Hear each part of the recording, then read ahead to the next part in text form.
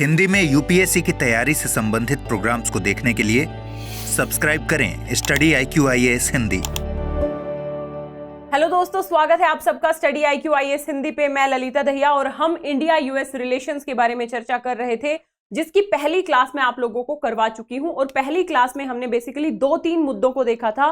सबसे पहला मुद्दा तो हमने यही देखा था कि भारत और अमेरिका के संबंधों की पृष्ठभूमि कैसी रही है, कैसे कैसे भारत और अमेरिका के संबंध जो है वो समय दर समय परिवर्तित होते रहे हैं समय काल परिस्थिति के अनुरूप, है ना। तो पृष्ठभूमि को समझा था हमने, और पृष्ठभूमि समझने के बाद हमने बेसिकली ये अच्छे से समझ लिया था कि भारत अमेरिका के लिए क्या मायने रखता है, या इसे हम यूं बोल सकते हैं कि भारत क्यों महत्वपूर्ण है अमेरिका के लिए। ठीक है, तो हमने यहां तक बहुत ही अच्छे से समझने का प्रयास कर लिया था। अब जो दूसरा मुद्दा है जो हमें समझना है कि आखिर संयुक्त राज्य अमेरिका भारत के लिए क्यों मायने रखता है, यानी यूएसए क्यों महत्वपूर्ण है भारत के लिए। इसको समझना बहुत ज्यादा जरूरी है, तभी तो हम संबंधों की गहराई को अच्छे से नाप पाएंगे, है ना। तो भाई सबसे पहली बात तो यही है कि अमेरिका विश्व की सबसे बड़ी सैनिक शक्ति, आर्थिक शक्ति, तकनीकी शक्ति, हर क्षेत्र में अमेरिका का झंडा है ना। अमेरिका 1990 के दशक के बाद से जब यूएसएसआर का विघटन हुआ तो एक ध्रुवीय विश्व व्यवस्था के केंद्र में रहा है, यानी पूरे विश्व का नेतृत्व करने की क्षमता रखी है अमेरिका ने एक समय में। तो ऐसे राष्ट्र के साथ जब भारत अपने संबंधों को स्थापित करेगा तो भारत के अलग अलग तरीके के जो हित हैं वो परिपूर्ण हो सकते हैं, है ना। तो ध्यान रखिएगा, एक तो सबसे बड़ी बात यही है। दूसरी बात हम ये बोल सकते हैं कि अमेरिका ने अपने सैन्य और राजनयिक शक्ति प्रक्षेपण के अंतर्गत एशिया के स्थिरीकरण का समय समय पे प्रयास किया है। और आज की डेट में एशिया की स्थिरता में जो सबसे बड़ी समस्या है वो क्या? चाइना। हिंद महासागर की सुरक्षा के संदर्भ में, इंडो पैसिफिक सुरक्षा के संदर्भ में सबसे बड़ी चिंता चाइना है। अमेरिका के लिए भी है और भारत के लिए तो ज्यादा है, क्योंकि भारत और चाइना तो पड़ोसी देश है। तो ऐसे में हम ये देख सकते हैं कि, और उसके ऊपर भी मैं आप लोगों को ये बता दूं कि चाइना आक्रामक कंट्री है, चाहे स्ट्रिंग ऑफ पर्ल्स पॉलिसी के माध्यम से, चाहे ऋण जाल कूटनीति के माध्यम से, चाहे अंतरराष्ट्रीय मानदंडों को ना मानने के जो एग्जाम्पल्स हैं चाइना के, उनके माध्यम से हमें यह दिखता है कि चाइना वैश्विक अप्रसार मानदंडों की अनदेखी कर चुका है। तो ऐसे में चाइना को काउंटर करना जरूरी है। तो क्या अकेले भारत चाइना को काउंटर कर लेगा? तो नहीं कर सकता है भाई। भारत को एक ऐसे शक्तिशाली देश के सहयोग की जरूरत है जो चाइना को काउंटर करने की क्षमता रखता हो, है ना। तो इस दृष्टिकोण से भारत के लिए संयुक्त राज्य अमेरिका काफी ज्यादा महत्वपूर्ण है, क्योंकि संयुक्त राज्य अमेरिका ने कम करने की कोशिश की है चाइना के आक्रामकता को। हालांकि कोई भी राष्ट्र भविष्य में चीनी प्रसार की गतिविधियों को रोक नहीं सकता, ये बात अपने आप में सही है, क्योंकि चाइना आज की डेट में काफी शक्तिशाली हो चुका है। लेकिन फिर भी अगर 4-5 शक्तिशाली देश मिले तो हम कंट्रोल तो कर सकते हैं, काउंटर तो कर सकते हैं। तो ऐसे में भी भारत के लिए यूएसए काफी ज्यादा महत्वपूर्ण है। ठीक है, ध्यान रखिएगा। ठीक है जी। और क्यों इंपॉर्टेंट है हमारे लिए यूएसए? तो पाकिस्तान और अफगानिस्तान में अपने राष्ट्रीय हितों की रक्षा करने में भी यूएसए की बड़ी भूमिका है। हालांकि वर्तमान में तो अफगानिस्तान में तालिबान की सत्ता आ गई, यूएसए का ज्यादा रोल है नहीं। हालांकि हमने अभी देखा कि यूएसए और यूएसए के शीर्ष अधिकारी और तालिबान के बीच एक आधिकारिक वार्ता हुई है, यानी यूएसए कहीं ना कहीं वर्तमान में भी तालिबान के माध्यम से अफगानिस्तान में प्रभाव बढ़ाने का प्रयास करेगा। तो ऐसे में भारत अपने हितों की पूर्ति कर सकता है अफगानिस्तान जैसे देश में। पाकिस्तान तो सुधरने का नाम ही नहीं लेगा, तो वो तो फिर भूल ही जाओ। लेकिन फिर भी हम यहाँ पे बोल सकते हैं कि इन देशों में अपने राष्ट्रीय हितों की पूर्ति हम अमेरिका के माध्यम से कर सकते हैं। ये तो हो गई, हमने एक तरीके से इंटरनेशनल पॉलिसी की बातें कर ली। और क्या इंपॉर्टेंस है? तो अर्थव्यवस्था के नजरिए से आप देख लो, वर्तमान में जो भारत का आयात निर्यात है अमेरिका के साथ, तो भारत का व्यापार घाटा नहीं है, बल्कि व्यापार लाभ की सिचुएशन में है। बड़े स्तर पे हम आयात निर्यात करते हैं। ये मैं आपको इकोनॉमिक रिलेशन में डेटा बता दूंगी, जब सहयोग के क्षेत्र बताऊंगी ना भारत और अमेरिका के बीच में, तो दोनों के डेटाज मैं आपको वहां पे बता दूंगी, कितना आयात है, कितना निर्यात है, कितना निवेश है, कितना व्यापार है। लेकिन आर्थिक दृष्टिकोण से अमेरिका हमारे लिए महत्वपूर्ण है। इसी आर्थिक से जुड़ा हुआ एक अन्य पहलू है निवेश। निवेश के दृष्टिकोण से भी भारत वर्तमान में विकासशील इसमें है, प्रोसेस में है, प्रक्रिया में है।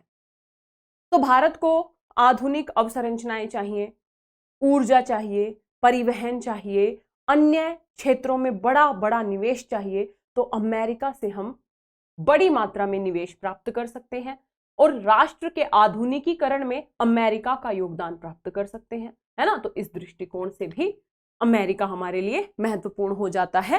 प्रत्यक्ष विदेशी निवेश के शीर्ष स्रोतों में से एक बना हुआ है यूएसए, जो भारतीय बाजार में महत्वपूर्ण प्रबंधकीय विशेषज्ञता, यानी हम अमेरिका से विशेषज्ञता, क्योंकि एक्सपर्टीज है ना अमेरिका के पास हर क्षेत्र की, तो हम विशेषज्ञता प्राप्त कर सकते हैं, हम पूंजी प्राप्त कर सकते हैं और हम प्रौद्योगिकी प्राप्त कर सकते हैं। तो इन तीनों बातों की तिगड़ी जब हमें प्राप्त हो जाएगी तो कहीं ना कहीं हम बड़े स्तर पे लाभान्वित हो सकते हैं अमेरिकी निवेश के माध्यम से।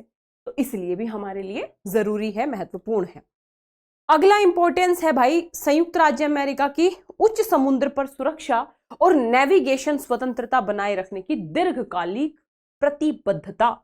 अमेरिका समय समय पे कहता है कि हम फ्री नेविगेशन के प्रति प्रतिबद्ध हैं और भारत की जो जरूरतें हैं, चाहे वो ऊर्जा से संबंधित, क्योंकि भारत शुद्ध ऊर्जा आयातक है, हमारे देश में तो बड़ी मात्रा में पेट्रोलियम, गैस, ऐसे ऊर्जा संसाधन नहीं है। ऊर्जा संसाधन हमें आयात करने पड़ते हैं अलग अलग देशों से।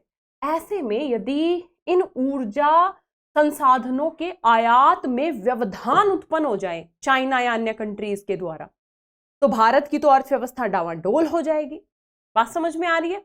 तो ऐसे में ऊर्जा आयात की शुद्ध एक तरीके से आयातक होने के चलते भारत के लिए अमेरिका की फ्री नेविगेशन के प्रति जो प्रतिबद्धता है वो काफी लाभान्वित कर सकती है, चाहे वो हिंद महासागर की सुरक्षा हो, चाहे वो इंडो पैसिफिक की सुरक्षा हो। तो इन दोनों दृष्टिकोण से अमेरिका हमारे लिए महत्वपूर्ण है ना, फ्री नेविगेशन पॉलिसी के चलते। इसके साथ हम ये कह सकते हैं कि जो अमेरिका है वो वैश्विक शासन संस्थानों में अद्वितीय शक्ति और प्रभाव रखता है, चाहे WTO हो, चाहे IMF हो, चाहे वर्ल्ड बैंक हो, चाहे संयुक्त राष्ट्र सुरक्षा परिषद हो, स्थायी मेंबर है। तो ऐसे में अमेरिका के साथ हमारे संबंध यदि बेहतर होते हैं तो फ्यूचर में अमेरिका संयुक्त राष्ट्र सुरक्षा परिषद की हमारी जो परमानेंट मेंबरशिप है उसको समर्थन कर सकता है ना। तो ध्यान रखिएगा, या अन्य जो संगठन है उनमें भारत के राष्ट्रीय हितों की पूर्ति में अपना योगदान दे सकता है। तो इस नजरिए से भी हमारे लिए अमेरिका काफी ज्यादा महत्वपूर्ण है। इसके साथ ही आप चाहे इसकी एरोस्पेस की बात करो, रक्षा प्रौद्योगिकियों की बात करो, इसमें अमेरिका एक बड़ी तकनीकी बढ़त रखता है, जिसकी पहुंच से भारतीय राष्ट्रीय हितों के साथ साथ भारतीय फर्मों, ग्राहकों इत्यादि को भी लाभ हो सकता है। हमारी राष्ट्रीय सुरक्षा सुनिश्चित करने में अमेरिका हमारी बड़े स्तर पे मदद कर सकता है। आधुनिक तकनीक है भाई अमेरिका के पास, है ना। तो इन दृष्टिकोणों से अमेरिका हमारे लिए काफी ज्यादा महत्वपूर्ण है। इसके साथ अन्य मुद्दे भी आप इसमें ऐड कर सकते हो, जैसे अभी मैं सहयोग के क्षेत्र बताऊंगी ना, तो काफी सारे सहयोग के जो क्षेत्र हैं, समझा करो इस बात को जब आप खुद से डील करते हो चीजों को। तो जो सहयोग के क्षेत्र हैं भारत और अमेरिका के बीच में, उन सारे सहयोग के क्षेत्रों को आप इसमें ऐड ऑन कर सकते हो, क्योंकि सहयोग के क्षेत्र हैं यानी हमारे राष्ट्रीय हितों की पूर्ति हो रही है अलग अलग सहयोग के क्षेत्रों के माध्यम से। तो अमेरिका उन सभी नजरिए से हमारे लिए महत्वपूर्ण हो जाएगा। जैसे पीपल टू पीपल कनेक्ट के माध्यम से हमारे लाखों विद्यार्थी वहां पे शिक्षा ग्रहण करते हैं, है ना। तो शिक्षा हमारे बड़े स्तर पे H1 वीजा के माध्यम से जो प्रवासी भारतीय हैं वहां पे काम करते हैं, तो बड़े स्तर पे भारतीयों को रोजगार मिला हुआ है वहां पे, है ना। इसके साथ ही कल्चरल बॉन्ड आप देख सकते हो, जब भारतीय वहां जाएंगे तो अपने कल्चर का, अपनी संस्कृति का प्रसार करेंगे। इस दृष्टिकोण से भी अमेरिका हमारे लिए इंपॉर्टेंट हो गया, है ना। बाकी साइबर सिक्योरिटी से लेके, अंतरिक्ष सहयोग से लेके, रक्षा सहयोग से लेके अलग अलग मानदंडों के आधार पे यदि हम देखें तो अमेरिका हमारे लिए बड़े स्तर पे मायने रखता है, काफी बड़ी हम ये कह सकते हैं कि बहुत ज्यादा महत्वपूर्ण अमेरिका हमारे लिए है। तो ये पॉइंट आपको क्लियर हुए, बता दो। अब यदि आपसे ये पूछे कि भाई भारत अमेरिका के साथ संबंधों को बड़े स्तर पे सकारात्मक दिशा में लेके जा रहा है, ऐसा क्यों? अमेरिका भारत के लिए क्या मायने रखता है? तो आप बता दोगे कि क्या मायने रखता है, तो आपके पास 7-8 पॉइंट होने चाहिए। ठीक है, समझ में आ गया हो तो एक बार थम्स अप देते रहना। हालांकि रिकॉर्डेड क्लासेस चल रही हैं, थोड़ी सी व्यस्तता है। मैं आई थिंक मंडे या ट्यूसडे से आप लोगों की लाइव क्लास शुरू कर दूंगी। मेरे को भी ना रिकॉर्डेड क्लास में अच्छा नहीं लगता जब तक मैं 3-4 बच्चों को टोक ना लूं। तो हरियाणवी में टोकने का मतलब होता है बात ना कर लूं, पूछ ना लूं कैसा चल रहा है ना, 2-4 बच्चों को डांट ना दूं जो शरारती तत्व क्लास में आ जाते हैं, है ना, तब तक मेरे को भी सुकून नहीं मिलता। तो मंडे या ट्यूसडे से, मैक्सिमम ट्यूसडे से आप लोगों की जो मॉर्निंग जो 9 AM वाली क्लास है वो मैं लाइव सेशन लेना शुरू कर दूंगी। ठीक है, तब तक झेल लो थोड़ा सा। एनीवे, अब हमें अच्छा आगे बढ़ूं उससे पहले दोस्तों मैं ये बता दूं कि 11 अगस्त से नया P2I बैच शुरू होने जा रहा है। इसमें PT, मेंस, इंटरव्यू तीनों लेवल की प्रिपरेशन कराई जा रही है। यदि आप 13 से 14 महीने में पूरे सिलेबस को कंप्लीट करना चाहते हैं, है ना, डेली आंसर राइटिंग करना चाहते हैं, टेस्ट सीरीज लगाना चाहते हैं, तो आप निश्चित तौर पे इस बैच से जुड़े। 2 साल तक की वैलिडिटी है। PT पास करते हैं तो दिल्ली में रहना खाना सब हमारे अंडर, हमारी गाइडेंस में बेसिकली आप लोगों की पढ़ाई सब कुछ इस बैच में अवेलेबल है। अगर अनुशासन लाना चाहते हैं तो निश्चित तौर पे आपको जुड़ना चाहिए। अगर एडमिशन लेना है तो स्टडी IQ की ऐप या वेबसाइट पे जाना है, या इस वीडियो के डिस्क्रिप्शन बॉक्स में लिंक दिया होगा, वहां पे जाके आप एडमिशन ले सकते हैं। एडमिशन लेने से पहले आपको कोड यूज करना है LD Live, LDLIVE। LD Live code के साथ ये कंप्लीट P2I बैच यानी प्रीलिम्स टू इंटरव्यू बैच आपको मात्र 29,999 में मिल जाएगा। ठीक है, अब हम ये देखेंगे भारत अमेरिका रणनीतिक साझेदारी के 5 स्तंभ हैं, यानी मोटे तौर पे हम 5 क्षेत्रों की बात करेंगे जहां पे हम अमेरिका के साथ सहयोग करते हैं। जैसे सामरिक मुद्दों पे क्या सहयोग है, ध्यान रखिएगा रक्षा क्षेत्र पे ना अलग से एक क्वेश्चन बन सकता है, चाहे कोमकासा हो, चाहे बेका हो, चाहे अलग अलग जो हमने समझौते किए हैं अमेरिका के साथ, क्या उसके पक्ष हैं क्या उसके विपक्ष हैं। तो रक्षा के ऊपर, मतलब मैं अभी सहयोग के क्षेत्र पढ़ाऊंगी आप लोगों को कि भारत और अमेरिका के बीच सहयोग के क्षेत्र कौन कौन से हैं। तो रक्षा पे हम ना अलग से चर्चा करेंगे ताकि 1 घंटे की क्लास में हमारा रक्षा वाला जो एंगल है वो निपट जाए। आज हम दूसरे सहयोग के क्षेत्रों का जिक्र कर लें। ठीक है, तो भाई सामरिक सहयोग है, ऊर्जा के क्षेत्र में बड़े स्तर पे सहयोग करते हैं, जलवायु परिवर्तन के क्षेत्र में सहयोग करते हैं, विज्ञान और प्रौद्योगिकी के क्षेत्र में, स्वास्थ्य और इनोवेशन के क्षेत्र में, शिक्षा के क्षेत्र में, डेवलपमेंट यानी विकास के क्षेत्र में, इन सभी क्षेत्रों में हम अमेरिका के साथ सहयोग करते हैं। अब हम एक एक करके आ जाते हैं भारत और अमेरिका के बीच सहयोग के क्षेत्र कौन कौन से हैं। ठीक है, तो सबसे पहला सहयोग का क्षेत्र है राजनीतिक सहयोग का क्षेत्र। बहुत सारे वार्ता तंत्र बने हुए हैं राजनीतिक सहयोग को बढ़ावा देने के लिए। तो राजनीतिक सहयोग के क्षेत्र में हम किस बात का जिक्र करेंगे? तो भाई जो राजनीतिक लेवल पे उच्च स्तरीय वार्ताएं होती हैं, हमारे प्रधानमंत्री अमेरिका जाते रहते हैं, अमेरिका के राष्ट्रपति भारत आते रहते हैं। 2015 में हमारे गणतंत्र दिवस के मुख्य अतिथि के तौर पे हमने अमेरिका के राष्ट्रपति को आमंत्रित किया। ये सब क्या दिखाता है? ये सब दिखाता है कि उच्च स्तरीय राजनीतिक दौरे बार बार हो रहे हैं, तो हमारे राजनीतिक सहयोग, राजनीतिक संबंध अमेरिका के साथ बेहतर दिशा की तरफ जा रहे हैं। तो यहाँ पे हमें उच्च स्तरीय दौरों में ध्यान रखिएगा, नेतृत्व स्तर पर पारस्परिक यात्राएं जिसमें भारत के प्रधानमंत्री और US के राष्ट्रपति बेसिकली ये जो यात्राएं हैं ये भारत और अमेरिका के बीच जुड़ाव का एक अभिन्न अंग रहा है। ठीक है, पहली बात। दूसरी बात हम ये कह सकते हैं कि ये जो यात्राएं होती हैं ना, इन यात्राओं से उत्पन्न परिणाम दोनों देशों के बीच बहुमुखी संबंधों को और मजबूत करने और विकसित करने में सहायक रहे हैं। अब ऐसा तो है नहीं कि मोदी जी घूमने जाते हैं, अब बहुत बेचारे काम करने के लिए जाते हैं, किस तरीके से राष्ट्र हितों को पूरा किया जा सके, कौन कौन से समझौते हो जाएं, कैसे अलग अलग लेवल पे हम भारत का भला कर दें अमेरिका के साथ संबंधों को विकसित करके।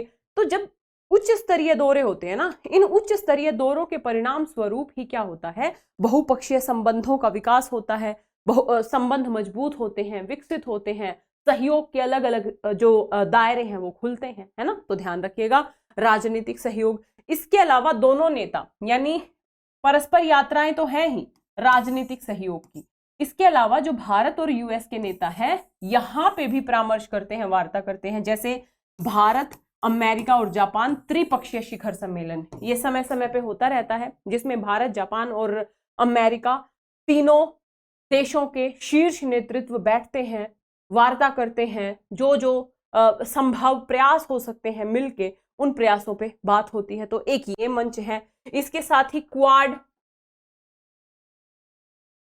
है ना, क्वाड मंच है, जिसमें आप देखोगे कि भारत है, अमेरिका है, ऑस्ट्रेलिया है, जापान है। तो इसके माध्यम से अपने अपने हितों की पूर्ति का प्रयास। और G20 शिखर सम्मेलन, G20 का मेंबर भारत भी है और G20 का मेंबर यूएसए भी है। तो अलग अलग सहयोग तंत्रों के माध्यम से राजनीतिक सहयोगों को विकसित करने का काम किया जाता है। इसके साथ ही ध्यान रखिएगा, इस राजनीतिक सहयोग तंत्र में केवल शीर्ष नेतृत्व ही नहीं आएगा, बल्कि बहुत सारे वार्ता तंत्र हैं जो भारत और अमेरिका के बीच में काम कर रहे हैं। जैसे सबसे मजबूत वार्ता तंत्र आप लोगों ने बार बार सुना भी होगा, भारत अमेरिका 2+2 मंत्री स्तरीय वार्ता।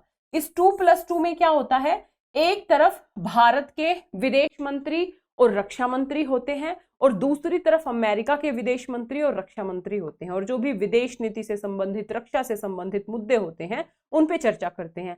यानी हमने अमेरिका और भारत के बीच में बहुत सारे सहयोग तंत्र बना रखे हैं, वार्ता तंत्र बना रखे हैं, जिसमें एक वार्ता तंत्र है 2+2 वार्ता, ठीक है। दूसरा वार्ता तंत्र है भारत अमेरिका वाणिज्यिक वार्ता।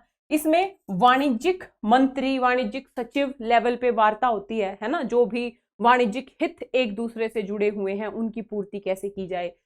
तीसरी वार्ता है भारत अमेरिका आर्थिक और वित्तीय साझेदारी। इसमें वित्त मंत्री, वित्त सचिव इत्यादि की भागीदारी होती है। भाई आर्थिक संबंधों को कैसे बढ़ाएं, निवेश को कैसे बढ़ाएं, इन सब मुद्दों पे चर्चा करने के लिए। भारत अमेरिका व्यापार नीति फोरम है, ध्यान रखिएगा इसका नेतृत्व वाणिज्य और उद्योग मंत्री करते हैं, जिसमें व्यापार नीति इत्यादि की बात होती है। भारत अमेरिका रणनीतिक ऊर्जा साझेदारी है, यानी ऊर्जा के स्तर पे भी अलग से बात होती है, जिसमें पेट्रोलियम और प्राकृतिक गैस मंत्री होते हैं और वहां के पेट्रोलियम सचिव इत्यादि बात करते हैं। तो ऊर्जा के संबंध में भी एक वार्ता तंत्र बना हुआ है। इसी तरीके से भारत अमेरिका होमलैंड सुरक्षा वार्ता, इसमें गृह मामलों के जो मंत्री हैं उनके द्वारा आपस में वार्ता की जाती है। मतलब इसमें ना आपको बहुत ज्यादा डिटेल में नहीं जाना है, लेकिन आपको ये सहयोग तंत्र पता होने चाहिए। यदि आप भारत अमेरिका संबंधों की बात करोगे लिखने में कि भाई अलग अलग, जैसे आप ये देखोगे ना कि दोनों सरकारों के बीच 50 से अधिक द्विपक्षीय वार्ता तंत्र हैं। अलग अलग मुद्दे पे बात करने के लिए अलग अलग वार्ता तंत्र बात कर रहे हैं, बनाए हुए हैं कि भाई आर्थिक मुद्दों पे आर्थिक वार्ता तंत्र, वाणिज्यिक मुद्दों पे, ऊर्जा के मुद्दों पे, अंतरिक्ष सहयोग के मुद्दों पे, रक्षा के मुद्दों पे, होमलैंड सिक्योरिटी यानी गृह मंत्रालय के लेवल पे, है ना, 2+2 वार्ता के लेवल पे। तो इस तरीके से काफी सारे वार्ता तंत्र भारत और अमेरिका के बीच में बड़े स्तर पे काम कर रहे हैं, ठीक है, ध्यान रखिएगा। अगली बात रक्षा पे तो मैं बाद में आऊंगी। आई थिंक आप लोगों को राजनीतिक सहयोग समझ में आया होगा। सहयोग के क्षेत्रों की हम बात कर रहे हैं इंडिया और यूएस के बीच में। तो पहला सहयोग का क्षेत्र है राजनीतिक सहयोग, और इसी में हमने बहुत सारे वार्ता तंत्रों को भी देख लिया कि किस तरीके से अलग अलग लेवल पे वार्ता तंत्रों को प्रमोट करके हम राजनीतिक सहयोग को व्यापक बनाने का काम कर रहे हैं, ठीक है, ध्यान रखिएगा। यहाँ पे दोस्तों मैं बता दूं, रक्षा मैंने यहाँ पे बीच में लिख दिया है, लेकिन देखो ये मैंने बहुत इस पे रिसर्च की है, अभी इसमें काम होना भी बाकी है, बल्कि इसके लिए एक अलग क्लास चाहिए। और उस अलग क्लास होने के बाद है ना, अगर रक्षा पे अलग से क्वेश्चन बनता है, जो कि बनने की काफी प्रबल संभावना है, तो फिर बहुत आसानी से आप उस क्वेश्चन को भी डील करने में सक्षम हो जाओगे, ठीक है। अब आएंगे दूसरा सहयोग का क्षेत्र है साइबर सुरक्षा सहयोग, जो कि साइबर, मैं एक बार पानी पी लूं, 1 मिनट का समय दे दो, तब तक आप पढ़ो जो लिखा हुआ है। आज की डेट में साइबर सिक्योरिटी ना प्रत्येक राष्ट्र के लिए एक बड़ी चुनौती हो गई है। आप लोगों ने काफी सारे अटैक्स देखे होंगे, सॉफ्टवेयर, हार्डवेयर, इस तरीके के लेवल पे। तो साइबर सिक्योरिटी होना हर एक राष्ट्र के लिए सबसे ज्यादा महत्वपूर्ण है, क्योंकि आज ज्यादातर काम कंप्यूटर, इंटरनेट बेस्ड होते हैं। तो ऐसे में भारत, ये दूसरा सहयोग का क्षेत्र पढ़ा रही हूं मैं, पहला राजनीतिक पढ़ा चुकी हूं। भारत अमेरिका ने 2016 में साइबर फ्रेमवर्क पर हस्ताक्षर किए हैं। ध्यान रखना, इस साइबर सुरक्षा सहयोग क्षेत्र में दो महत्वपूर्ण संवाद तंत्र हैं। वही वाले जो संवाद तंत्र हैं वो साइबर सिक्योरिटी में भी हैं, जिसमें भारत अमेरिका साइबर सुरक्षा वार्ता है, यानी ये अलग से साइबर सुरक्षा पे वार्ता होती है भारत और अमेरिका के लेवल पे, और आईसीटी पर भारत अमेरिका का संयुक्त कार्य समूह है। ठीक है, ध्यान रखिएगा, इंफॉर्मेशन जो टेक्नोलॉजी है उस पे दोनों का एक संयुक्त कार्य समूह है। तो इस लेवल पे साइबर सिक्योरिटी सहयोग दोनों देशों के बीच में बना हुआ है।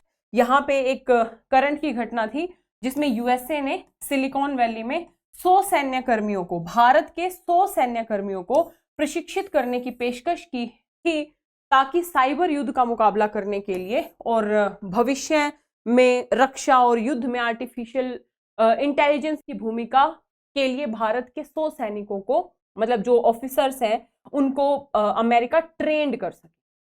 तो भाई साइबर सिक्योरिटी के स्तर पे अमेरिका ट्रेंड कर रहा है हमारे अधिकारियों को, तो ये सहयोग ही तो है, ताकि भारत को भविष्य में चुनौतियों का सामना ना करना पड़े, या फिर युद्ध या आर्टिफिशियल इंटेलिजेंस को लेकर यदि कोई समस्या आती है भविष्य में, तो उसका समाधान कैसे किया जाना है, इसकी ट्रेनिंग को लेके अमेरिका ने भारत को ऑफर किया था। ठीक है, तो साइबर सिक्योरिटी सहयोग क्षेत्र है, ये बहुत इंपॉर्टेंट है। व्यापार और आर्थिक संबंध, इसमें हम यदि डेटा देखें तो बहुत ही शानदार डेटा हमारे सामने निकल के आता है, बिल्कुल रिसेंट डेटा है, ध्यान रखिएगा। ये तीसरा सहयोग का क्षेत्र है ना। 2020-21 में अमेरिका भारत का सबसे बड़ा निर्यात गंतव्य था, यानी हम सबसे बड़े स्तर पे निर्यात करते थे, ये 20-21 का डेटा है अमेरिका को, और दूसरा सबसे बड़ा व्यापारिक भागीदार है, यानी केवल निर्यात गंतव्य ही नहीं सबसे बड़ा, बल्कि व्यापारिक भागीदार, यानी मुद्रा के तौर पे, पैसे के तौर पे भी हमारा दूसरा सबसे बड़ा व्यापारिक भागीदार है यूएसए। यदि डेटा की बात करूं तो 20-21 में अमेरिका को जो भारत का निर्यात है वो लगभग $51 बिलियन रहा है, और आयात रहा है $28 बिलियन। तो डिफरेंस देख रहे हो, यानी आप यहां पे चाइना को याद करो एक बार, मैंने आपको चाइना के साथ आर्थिक संबंध डिटेल में पढ़ाए थे, क्योंकि वहां से क्वेश्चन बन सकता है। चाइना के साथ हमारा बड़े स्तर पे व्यापार घाटा है, और अमेरिका के साथ हमारा बड़े स्तर पे व्यापार लाभ है ना। तो ये डेटा वहां पे जो मैं पढ़ा रही थी ना आपको, कि अमेरिका भारत के लिए क्यों महत्वपूर्ण है, क्या मायने रखता है, इस प्रकार के डेटा का प्रयोग आप वहां पे आसानी से कर सकते हैं। ठीक है, तो यहाँ पे हमने देखा निर्यात है 51 बिलियन, आयात है 28, जिसके परिणाम स्वरूप अमेरिका को लगभग भारत और अमेरिका के आर्थिक संबंधों में व्यापारिक घाटा किसको हो रहा है, तो यूएसए को हुआ लगभग $23 बिलियन का व्यापारिक घाटा।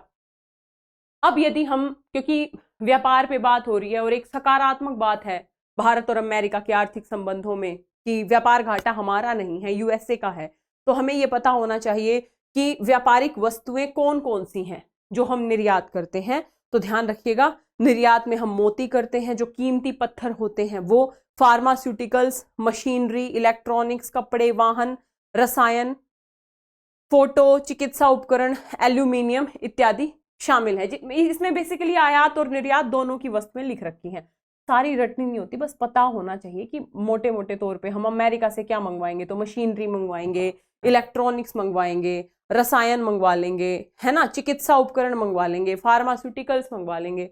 भारत भी बड़े स्तर पे निर्यात करने की क्षमता रखता है, तो ये आयात निर्यात के क्षेत्र हो गए, यानी व्यापारिक क्षेत्र हो गए दोनों देशों के बीच में।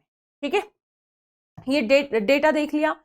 अब हमें यह समझना जरूरी है, जैसे संवाद तंत्रों की मैं बात कर रही हूं ना, भारत और अमेरिका में लगभग 50 से ज्यादा संवाद तंत्र हैं। अब वो हवा में तो होंगे नहीं, कुछ अर्थव्यवस्था में होंगे, कुछ ऊर्जा में होंगे, कुछ अंतरिक्ष में होंगे, कुछ साइबर सिक्योरिटी में होंगे, कुछ पीपल टू पीपल कनेक्ट में होंगे, कुछ राजनीतिक सहयोग के लेवल पे होंगे, है ना। तो ऐसे ही यदि हम आर्थिक संवाद तंत्रों की बात करें तो इसमें कई सारे संवाद तंत्र हैं। एक तो मंत्री स्तरीय आर्थिक और वित्तीय साझेदारी, मंत्रियों के लेवल पे आर्थिक और वित्तीय साझेदारी संवाद तंत्र है।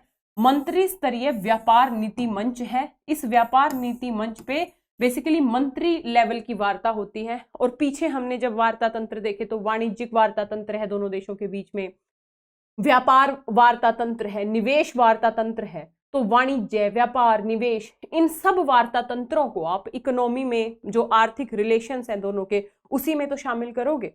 इतने सारे वार्ता तंत्र काम कर रहे हैं ताकि आर्थिक संबंध प्रगाढ़ बने, व्यापार, निवेश, है ना, इन्वेस्टमेंट, तकनीक, इन सारों का समावेशन हो। इसलिए आर्थिक लेवल पे बहुत सारे व्यापार तंत्र अमेरिका के साथ काम कर रहे हैं। इतना ही नहीं, निजी क्षेत्र के लेवल पे भी व्यापार और निवेश से जुड़े मुद्दों पर चर्चा करने के लिए निजी क्षेत्र के स्तर पे भी वार्ता तंत्र काम कर रहे हैं। और इन वार्ता तंत्रों में जो बड़ी बड़ी कंपनियों के सीईओज होते हैं ना, और भारत की कंपनियों के सीईओ और अमेरिका की कंपनियों के सीईओ, दोनों को लेके भी वार्ता तंत्र बनाया हुआ है। यानी केवल सरकारी स्तर पे ही वार्ता तंत्र काम नहीं कर रहा, बल्कि निजी स्तर पे भी वार्ता तंत्र काम कर रहा है दोनों देशों के बीच। ये तो हो गई व्यापार की बात। अब व्यापार और आर्थिक संबंध में ही अगला पार्ट आ जाता है इन्वेस्टमेंट का और डेवलपमेंट का। यदि मैं इन्वेस्टमेंट की बात करूं, इसमें डेटा थोड़ा पुराना है, इसे थोड़ा सा आप क्या रिन्यू कर लेना, ठीक है। अभी आप लोगों को पता है थोड़ा समय का अभाव है मेरे पास, एकदम से ट्रांसफर, इतनी सारी शिफ्टिंग, फिर बच्ची छोटी है उसको संभालना तो बहुत सारी हेडेक्स हैं उसके बीच में। लेकिन मुझे लगा कि मैं जल्दी जल्दी कम से कम क्लासेस कंप्लीट करा दूं आप लोगों की, ज़्यादा गैप ना हो, क्योंकि मुझे आप लोगों की फिक्र तो बहुत रहती है भाई कि स्पेशली उन बच्चों की जो पढ़ते हैं, पढ़ने वाले बच्चे हैं, कि उनको उनका मिस नहीं होना चाहिए, है ना। तो डेटा आप लोग अपडेट कर लेना। हालांकि 2015 का डेटा यदि आप देखोगे तो अमेरिका से भारत में जो प्रत्यक्ष विदेशी निवेश है वो लगभग 28 बिलियन डॉलर का है। और यदि भारतीय आंकड़े देखें तो आप ये डेटा यूज कर सकते हो, 2000 से लेके 2015 तक अमेरिका से जो संचयी एफडीआई प्रवाह है वो लगभग 17 बिलियन डॉलर का था, जो भारत के कुल एफडीआई का 6% है। यानी एक बड़ी संख्या है, कम संख्या नहीं है ये। भारत के टोटल एफडीआई का, ये मैं पुराना डेटा है 2000 से 2015 तक का, यदि डेटा की बात करूं तो लगभग टोटल एफडीआई में 6% एफडीआई रोल था अमेरिका का। अब अगली बात जो मैं करूंगी ना वो इंटरेस्टिंग है। यानी अमेरिका की तरफ से भारत में बड़े स्तर पे निवेश हो रहा है। अब मैंने क्या बताया, निवेश होगा तो 3 चीजें इंपॉर्टेंट हैं, विशेषज्ञता, एक्सपर्टीज अलग अलग क्षेत्रों का। भैया आप अमेरिका में चले जाओगे आपको लगेगा, मतलब वास्तविकता है, मैं भी नहीं गई हूं कभी, ये सोचने लगो कि मैम गई हो क्या। मैंने भी फिल्मों में, यूट्यूब पे आप कभी सर्च करके देखना, जो अमेरिका का डेवलपमेंट है हर लेवल पे, उतना डेवलप होने में इंडिया को कम से कम 100-150 साल तो लगेंगे, अगर बहुत अच्छे से तरक्की करता रहा इंडिया। मतलब जाति, धर्म, क्षेत्र, संप्रदाय के मामलों में ना फंसा और राष्ट्रीय अखंडता के साथ प्रत्येक भारतीय यदि भारत की समृद्धि में अपना योगदान देता रहा, मैं तब की बात कर रही हूं, उसके बावजूद 100 से 150 साल लगेंगे भारत को अमेरिका जैसा बनने में। और सोचो 150 साल में अमेरिका कहां पहुंच गया होगा, मतलब आज का अमेरिका बनने में लगेंगे 150 साल, और 150 साल में अमेरिका कहां पहुंच गया होगा। तो इस लेवल का एक्सपर्टीज हमको मिल सकता है। दूसरी चीज क्या मिल सकती है निवेश के माध्यम से, हमको पूंजी मिलेगी, पैसा मिलेगा, भाई बहुत पैसा है अमेरिका के पास। और तीसरी चीज हमें क्या मिलेगी, जो आज की डेट में सबसे ज्यादा महत्वपूर्ण है, प्रौद्योगिकी। तो ये 3 चीजों का आधार याद रखिएगा जब भी निवेश की बात आती है, और विशेषकर अमेरिका जैसे देशों से। तो सबसे पहला आधार है विशेषज्ञता का, यानी हमें एक्सपर्टीज, हमें पूंजी और हमें प्रौद्योगिकी। तो इन तीनों लेवल पे हम अमेरिका का सहयोग प्राप्त कर पाएंगे निवेश के माध्यम से, जो कि आगे बढ़ रहा है। अब निवेश में एक बात और ध्यान रखने की है कि ये जो निवेश है ना, ये केवल एक तरफा नहीं है। भारतीय कंपनियां भी बड़े स्तर पे अमेरिका में निवेश कर रही हैं। यहां पे मैंने कुछ कंपनियों के नाम भी लिख दिए हैं। हाल के वर्षों में अमेरिका में बढ़ता भारतीय निवेश द्विपक्षीय संबंधों की एक नई विशेषता है। यानी ये जो निवेश हो रहा है ना, ये केवल एक तरफा अमेरिका से नहीं हो रहा, भारत भी कर रहा है। जैसे यहाँ पे एक CII और ग्रांट थॉर्नटन सर्वेक्षण है, ये यूएसए के सर्वेक्षण है, याद नहीं रखना है, बस कुछ डेटा याद रख सकते हो। 100 भारतीय कंपनियों ने 35 राज्यों में 15 बिलियन अमेरिकी डॉलर के वास्तविक निवेश किए हैं, जिससे अमेरिका में 91,000 से अधिक नौकरियों का सृजन हुआ। अच्छा, निवेश में जो 3 मैंने पॉइंट बताए ना, उसमें एक चौथा पॉइंट रोजगार भी लिख लेना, क्योंकि निवेश हवा में नहीं होता। निवेश जब होता है ना, तो विशेषज्ञता, पूंजी, प्रौद्योगिकी के साथ रोजगार भी जनरेट होता है ना। तो हमारी कंपनियों ने भी बड़े स्तर पे 90,000 से ज्यादा रोजगार जनरेट किए अमेरिका में, छोटी मोटी बात है। और वो कंपनियां हैं, इसमें से 2-3 चीजें आप याद रख सकते हो, जैसे रिलायंस उद्योग ने इन्वेस्टमेंट किया है, टाटा कंसल्टेंसी सर्विसेज है, विप्रो है, SR है, पीरामल, महिंद्रा, ल्यूपकिन, सन फार्मा आदि सम्मिलित हैं। तो ये निवेश द्विस्तरीय है। व्यापार समझ में आ गया, निवेश समझ में आ गया, निवेश के लाभ समझ में आ गए। अब अगला मुद्दा है आर्थिक संबंधों का। मंत्री स्तरीय आर्थिक और वित्तीय साझेदारी सहित आर्थिक और व्यापारिक मुद्दों पर द्विपक्षीय भागीदारी को सुदृढ़ करने के लिए अनेक, ये मैं आपको बता ही चुकी हूं, अनेक वार्ता तंत्र विद्यमान है, जिसमें बहुत सारे वार्ता तंत्र मैं शुरू में जिक्र कर चुकी हूं। वित्त मंत्रियों के लेवल पे, वाणिज्य मंत्रालय के लेवल पे, इसके अलावा इन्वेस्टमेंट के लेवल पे काफी सारे वार्ता तंत्र हैं। और इसके साथ ही निजी स्तर पे भी मैं जिक्र कर चुकी हूं, वहां पे पूरी लाइन नहीं लिखी थी, यहाँ पे आप देख सकते हो, निजी क्षेत्र की अधिक भागीदारी के लिए। ये जितनी कंपनियां आप देख रहे हो मैक्सिमम क्या है, ये निजी है। तो भाई इन्वेस्टमेंट किसको करना है? निजी क्षेत्र की कंपनियों को करना है।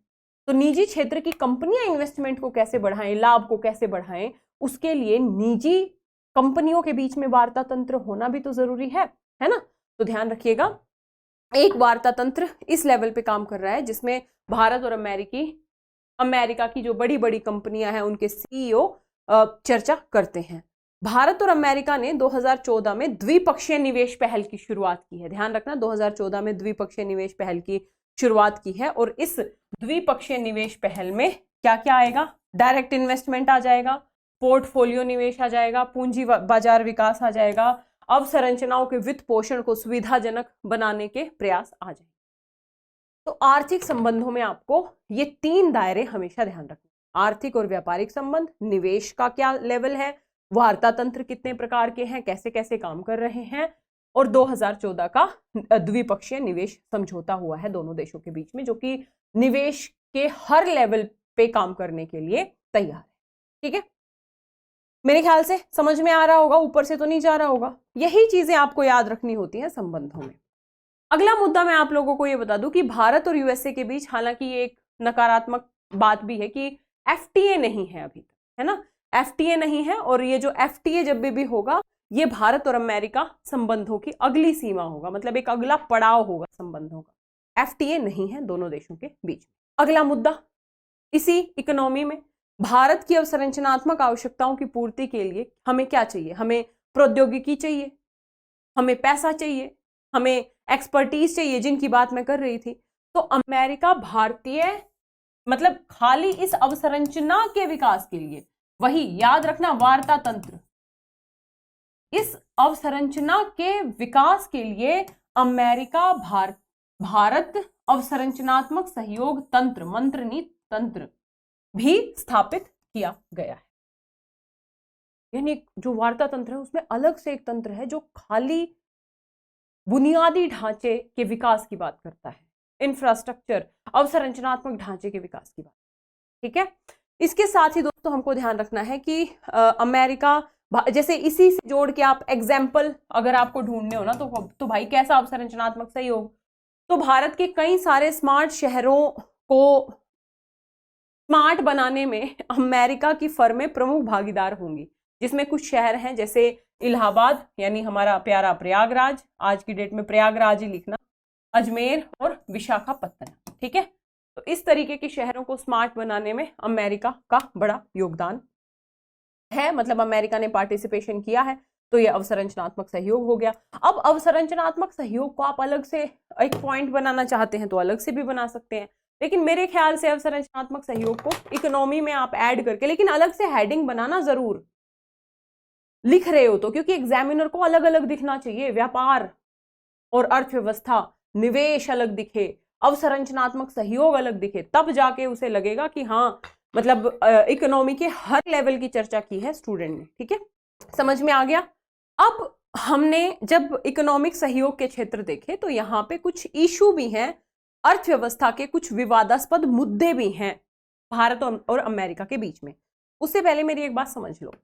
देखो, ये मैंने ना यहाँ पे भी बता दूंगी मैं आपको थोड़ा थोड़ा, लेकिन जो भारत और अमेरिका संबंधों की चुनौतियां हैं, इन चुनौतियों को मैं आपको एक बार अलग से सारी चुनौतियां बता दूंगी। जैसे मैं अभी आपको जब रक्षा संबंध पढ़ाऊंगी तो रक्षा संबंधों की चुनौतियां वहां पे भी बता दूंगी। इकोनॉमिक रिलेशन बताए मैंने, मतलब आर्थिक सहयोग तंत्र बताया, तो आर्थिक संबंधों की चुनौतियां यहां पे भी बता दूंगी, और ओवरऑल चुनौतियों में भी, जिससे आपकी चुनौतियां टिप्स पे हो जाएंगी। ठीक है, तो सबसे पहली आर्थिक चुनौती की बात कर लेते हैं। तो वस्तुओं और सेवाओं के आवागमन में बाधाओं को हटाया जाए। मतलब ये कहा गया कि आपूर्ति श्रृंखला में जो भी बाधाएं हैं, उन बाधाओं को हटाना दोनों देशों का काम है। जैसे आप लोगों ने देखा होगा, कई बार भारत टैरिफ लगा देता है, कई बार अमेरिका टैरिफ लगा देता है ना। इस इशू को लेके भी दोनों देशों के आर्थिक संबंध प्रभावित होते हैं। दूसरा इशू है इकोनॉमिक रिलेशंस में, वो है H1B वीजा और L1 वीजा। शुल्क दोगुना किए जाने की संभावना जताई गई थी ट्रंप शासन के दौरान में। शुल्क को तो चलो छोड़ भी दो, दूसरा H1B वीजा के तहत जो भारतीय पेशेवर है ना, वो अमेरिका में जाके काम करते हैं। ठीक है, उनको H1B वीजा मिलता है अमेरिका की तरफ से। अमेरिका ने उस H1B वीजा को कंट्रोल करने की बात की थी कि भाई हम इसको कंट्रोल करेंगे, मान लो कि हम 5,000 देते हैं तो हम 3,000 देंगे, तो इससे क्या होगा, जो भारतीय हैं उनके ऊपर नकारात्मक असर पड़ेगा। तो इस तरीके के इशू बेसिकली ट्रंप काल में बड़े स्तर पे हमें देखने को मिले। इससे यदि इस तरीके की शुल्क यदि दोगुने किए, या इनको यदि सीमित, इस प्रकार के वीजा को यदि सीमित करने का प्रयास किया गया, तो जो भारतीय आईटी कंपनियां हैं उनके ऊपर प्रतिकूल प्रभाव पड़ सकता है। ट्रंप प्रशासन ने H1B वीजा और L1 वीजा में विस्तार को कठोर बनाने का निर्णय लिया था, और H1B वीजा की वार्षिक सीमा 85,000 करने की बात की थी कि भाई 85,000 ही हम H1B वीजा देंगे। लेकिन भारत इस वीजा की संख्या में वृद्धि चाहता है, ताकि भारत की आईटी कंपनियों को बड़े बड़े अवसर मिले, लोगों को रोजगार मिले H1B वीजा के तहत वहां पे। ठीक है, हाई प्रोफाइल रोजगार होते हैं इस वीजा के तहत, उन्हीं को दिया जाता है ये। ठीक है, तो भारत इसमें वृद्धि चाहता है, और ना केवल भारत बल्कि अमेरिका की जो प्राइवेट कंपनियां है ना, वो भी इस वीजा में विस्तार चाहती हैं। क्योंकि भारत से जो श्रमिक नहीं कहेंगे, अधिकारी गण ही, मतलब अलग अलग कंपनियों के जो हाई लेवल के जो कर्मचारी हैं, वो एक तो उनके पास एक्सपर्टीज होता है, एक वो कम वेतन पे भी काम कर सकते हैं, तो बहुत सारी वहां की कंपनियों को भी लाभ होते हैं। तो वहां की कंपनियां भी इस सीमा को बढ़ाने का आग्रह करती रहती हैं। तो एक मुद्दा हो गया H1B वीजा इत्यादि का, और एक हो गया जो वस्तुओं और सेवाओं में जो आवागमन की बाधाएं हैं उनको हटाया जाए। तीसरा इंपॉर्टेंट विवाद भारत और अमेरिका के बीच में हुआ सोलर पैनल को लेके, सोलर सब्सिडी को लेके। इस मुद्दे को लेके अमेरिका भारत के खिलाफ WTO में भी चला गया था, और WTO में भारत हार गया था, अमेरिका जीत गया था। अब एक बार देख लेते हैं इशू क्या है। ध्यान रखिएगा, WTO विवाद समाधान निकाय में अमेरिका ने जवाहरलाल नेहरू सोलर मिशन, जो हमारा जवाहरलाल नेहरू सोलर मिशन है ना, इसमें सब्सिडी के संदर्भ में शिकायत की थी अमेरिका ने। बेसिकली मुद्दा ये था कि भारत सब्सिडी प्रोवाइड करा रहा था उन्हीं कंपनियों को जो बेसिकली जब कंपनियां केवल भारत में उत्पादित उपकरणों का उपयोग कर रही हैं। बात समझ में आई? यानी उसी कंपनी को भारत सब्सिडी देगा जो कंपनी भारत में उत्पादित सोलर उपकरणों का उपयोग कर रही है। यदि कोई कंपनी विदेशों से आयात करके सोलर उत्पादों का प्रयोग करेगी, उस कंपनी को सब्सिडी नहीं मिलेगी। तो इसका रिजल्ट सोचो क्या होगा, क्या होगा बताओ? हर कंपनी सब्सिडी चाहती है, तो वही वाली बात हो गई ना, जब वही सफेदी वही झाग कम दामों में मिले तो कोई ये क्यों ले, वो ना ले। तो भारतीय तो कंपनियां भी प्रयास करेंगे कि भाई हम भारत के ही सोलर उत्पाद हैं उनको ही खरीदे ताकि हमको भी सब्सिडी मिल जाए।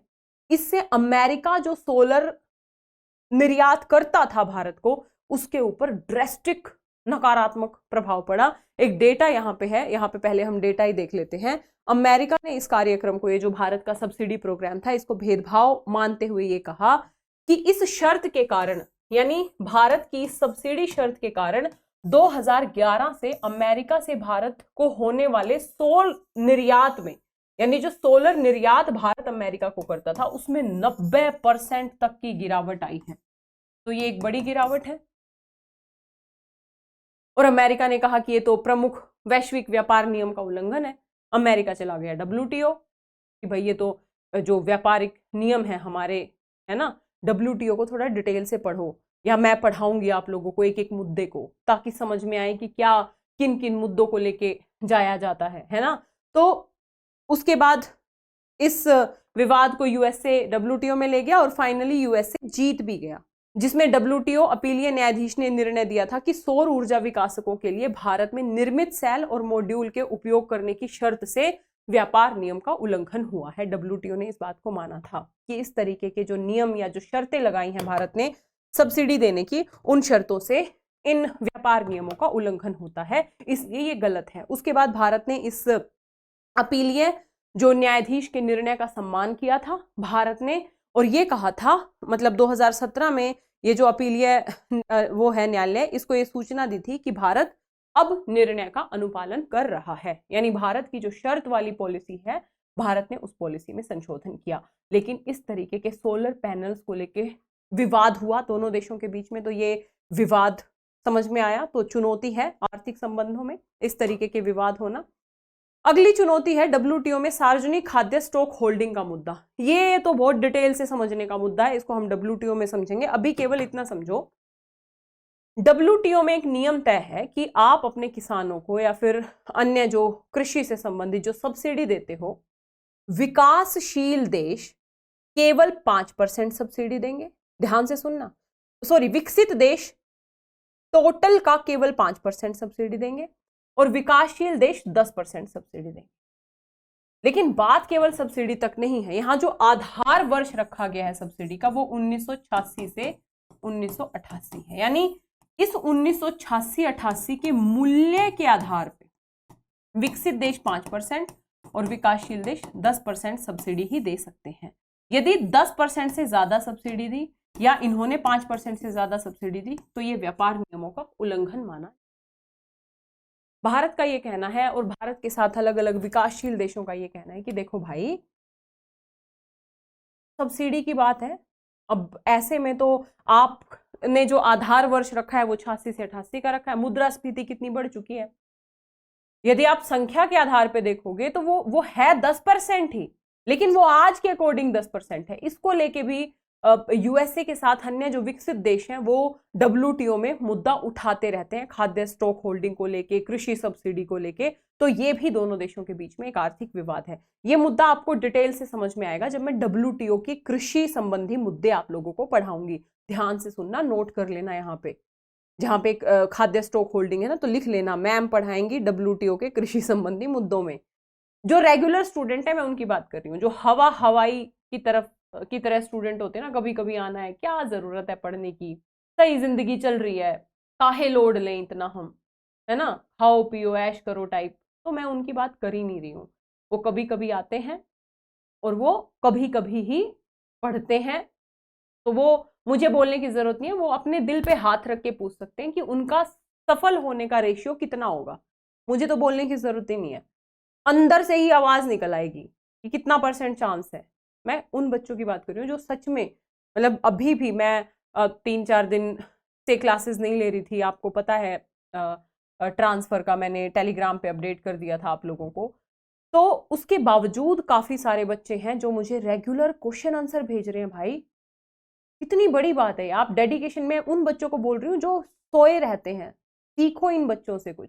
इन बच्चों का सिलेक्शन नहीं होगा तो किसका होगा? मैं तो श्योर हूं, 100% श्योर हूं कि एक एक बच्चा जो मुझे डेली आंसर भेजता है, एक एक बच्चे का सिलेक्शन होगा। लेकिन हाँ, उसमें एक शर्त है कि वो ईमानदारी से बिना देखे लिख के भेज रहा है मुझे, बिना देखे। ठीक है, तो समझ जाओ। एनीवे, अगला मुद्दा है निर्यात सब्सिडी को लेके। 2018 में अमेरिका ने WTO में भारत के निर्यात सब्सिडी कार्यक्रम के विरुद्ध शिकायत की थी कि इससे अमेरिकी कर्मियों को, मतलब निर्यात सब्सिडी होता है ना कि भारत अपने कुछ कंपनी या कुछ वस्तुओं पे निर्यात सब्सिडी देता है, तो इससे क्या होगा? निर्यात सब्सिडी देने से भारत का प्रोडक्ट सस्ता हो जाएगा।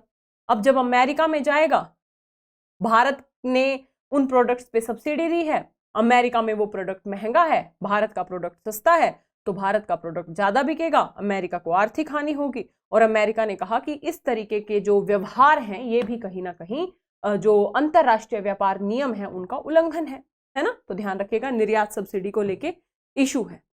ये वाला इशू जो IPR वाला इशू है, ये भी दोनों देशों के बीच में एक बड़ी चिंता का विषय है। इसे हम कल की क्लास में देखेंगे क्योंकि इसमें 3-4 चीजें मुझे बतानी पड़ेंगी।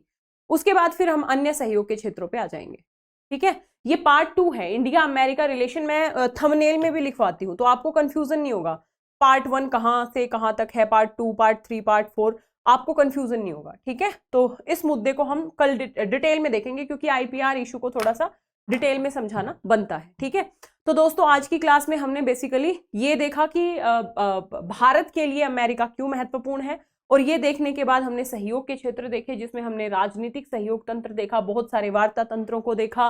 वार्ता तंत्र को देखने के बाद हमने आर्थिक सहयोग, साइबर सुरक्षा सहयोग देखा, व्यापार और आर्थिक संबंध, निवेश, अवसंरचनात्मक विकास और अर्थव्यवस्था के कुछ विवादास्पद मुद्दे जिसमें आवागमन की बाधाएं देखी, H1B वीजा का इशू देखा, सौर विवाद का इशू देखा, और स्टॉक होल्डिंग का इशू यानी WTO में जो कृषि सब्सिडी है उसका इशू है, और निर्यात सब्सिडी। ठीक है, IPR को हम कल देखेंगे। आशा करती हूँ आपको क्लास अच्छी लगी होगी। यदि क्लास अच्छी लगी है तो वीडियो को लाइक जरूर करें, जितना शेयर कर सकते हैं उतना शेयर करें, और कमेंट जरूर करा करो यार। यदि आपको समझ में आ रही हैं चीजें, वो बहुत मोटिवेट करती है अंदर से। मैं एक एक कमेंट पढ़ती हूँ एक एक स्टूडेंट का। चैनल पे यदि नए हैं तो चैनल को सब्सक्राइब करें। इसके साथ ही यदि आप सिस्टमैटिक तरीके से पढ़ना चाहते हैं, ध्यान रखिएगा, 13 से 14 महीने में अपने सिलेबस को कंप्लीट करना चाहते हैं, daily answer writing, weekly test series, यानी एक अनुशासन लाना चाहते हैं 1-1.5 साल तक अपने जीवन में, और बेस्ट टीम से पढ़ना चाहते हैं, तो निश्चित तौर पे आप इस बैच से जुड़ सकते हैं। एडमिशन लेना है तो StudyIQ की ऐप या वेबसाइट पे जाना है, या इस वीडियो के डिस्क्रिप्शन बॉक्स में लिंक दिया होगा, वहां पे जाके आप एडमिशन ले सकते हैं। एडमिशन लेने से पहले आपको कोड यूज करना है LD Live, LDLIVE। LD Live code के साथ ये कंप्लीट बैच आपको मात्र 29,999 में मिल जाएगा। अच्छा, एक इंटरेस्टिंग बात और बताऊं, लाइव क्लास और रिकॉर्डेड क्लास में ना एक बड़ा स्यापा मतलब समस्या, पता है क्या है? मैं 15 मिनट पढ़ा चुकी थी, लेकिन बाद में मेरी नजर गई कि माइक ऑन ही नहीं है। सोचो कितना गुस्सा आया होगा मुझे अपने ऊपर, और किसी के ऊपर नहीं, क्योंकि माइक ऑफ मैंने ही किया था। लेकिन यदि ये लाइव क्लास होती तो आप लोग मुझे 2 मिनट में ही टोक देते हैं ना कि मैम आवाज नहीं आ रही है, तो मैं तुरंत सुधार कर सकती थी। जो मैंने 15 मिनट तक मैं अकेले बड़बड़ाई वो बड़बड़ाना भी बच जाता। इसलिए मेरे को खुद रिकॉर्डेड क्लास बहुत ज़्यादा सही नहीं लगती है। छोटी छोटी क्लासेस में आजकल आपको करंट इश्यूज दे रही हूँ, वो ज़रूर आप प्रीमियर देखो, लेकिन जो मेन हमारी क्लास है वो हम लाइव ही रखने का प्रयास करेंगे। ठीक है, तो तब तक आप लोगों को पढ़ना है। बाकी टेलीग्राम चैनल है ललिता दहिया अकेडमी, इस टेलीग्राम चैनल पे मेरी सारी क्लासेस के PDF लिंक, नोटिफिकेशन सब कुछ मिल जाएंगे। इंस्टाग्राम, फेसबुक पेज पे भी आप मुझे फॉलो कर सकते हैं। स्वस्थ रहिए, मस्त रहिए। अब मैं ये भी नहीं पूछ सकती किसी का कोई डाउट, इसीलिए मंडे या ट्यूसडे, मैक्सिमम ट्यूसडे से लाइव क्लास शुरू कर देंगे। स्वस्थ रहो, मस्त रहो, पढ़ते रहो, जान लगा के मेहनत करते रहो। मैंने एक वीडियो शेयर किया था आप लोगों को टेलीग्राम पे, यहाँ मैं जिक्र नहीं करूंगी। जब आप IAS IPS बन जाओगे तो आपको कैसी सुविधाएं मिलेंगी, मोटिवेशन लिया करो। वो मैंने ये दिखाने के लिए नहीं भेजा था कि आप देखो ये है, बिल्कुल मेरा ये टारगेट था नहीं। मेरा टारगेट ये था अंदर से एक आग लगे, मोटिवेशन मिले। हमको भी बनना है भाई, आप भी बन सकते हो। ठीक है, कर सकते हो, बस लगातार रहना, लगे रहना है, अनुशासन को बनाए रखना है। ठीक है, तो मिलेंगे कल की क्लास में। तब तक के लिए जय हिंद, जय Bharat, all the best. Hindi में UPSC की तैयारी से संबंधित प्रोग्राम्स को देखने के लिए सब्सक्राइब करें StudyIQ IAS हिंदी।